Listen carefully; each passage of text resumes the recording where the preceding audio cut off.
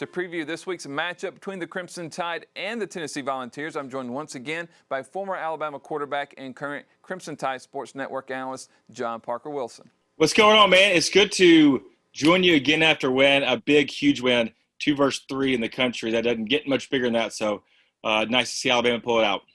Big win, a great atmosphere. It was a great night in Bryant-Denny Stadium. Now over to Tennessee, this week's game, John Parker. After the first 2 weeks, Tennessee was 2-0 and ranked 14th in the nation with wins over South Carolina and Missouri. But the last 2 weeks have been polar opposites as the Volunteers have lost by more than 20 to Georgia and Kentucky and have fallen all the way out of the top 25. What has happened to the Volunteers? You know, they've become extremely one-dimensional on offense, a ton of turnovers. And, you know, really they went into the Georgia game with a lead at halftime and then really haven't been the same team since then. To me, though, they're still trying to find their identity, especially on offense, and against those two good teams. And I think Kentucky's got a pretty good defense, too. They didn't do a very good job, you know, playing multiple quarterbacks.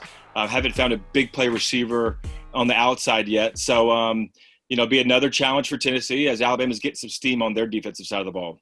The Tennessee defense is around the middle of the SEC in rush defense, allowing over 148 yards per game, but the Volunteers are pretty good in the pass defense, giving up just 213. While the Tide has the #1 offense and top passing offense in the conference, do you think the Tennessee defense will slow down this Alabama passing attack, or are the explosive plays just too hard to stop?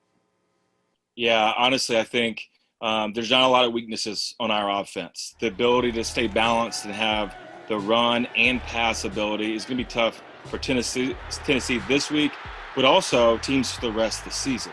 I mean, right now, Mac Jones is firing on all cylinders in the passing game with Devontae Smith. I mean, such a big game from him, Jalen Waddle, John Mechie, and then the offensive line and Najee Harris's ability this week against Georgia to run the ball.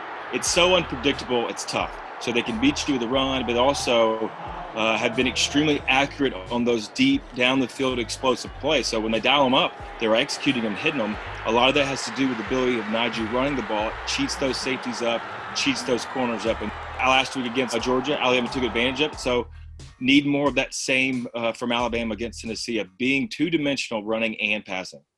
Well, now on the Alabama defense, they shut out the third-ranked Georgia Bulldogs in the second half. While it looks like the Alabama defense is improving, you can't say the same for the Tennessee offense. 3 interceptions last week against Kentucky, including 2 pick sixes, -1 rushing yards on 27 attempts against Georgia. And the head coach Jeremy Pruitt played 3 quarterbacks in the 34-7 loss of the Wildcats. We really don't even know who's going to get the start against the Tide on Saturday. Is this a good matchup for the Alabama defense at the right time? Yeah, I think it's exactly right. When we learned a lot against Ole Miss, there wasn't a good production, wasn't a good game for our defense, but I saw a lot against Georgia. They came in, they had a good game plan, and then at halftime were able to make some adjustments and then come out, like you said, give up 0 points in the second half. That's big against a really good Georgia team.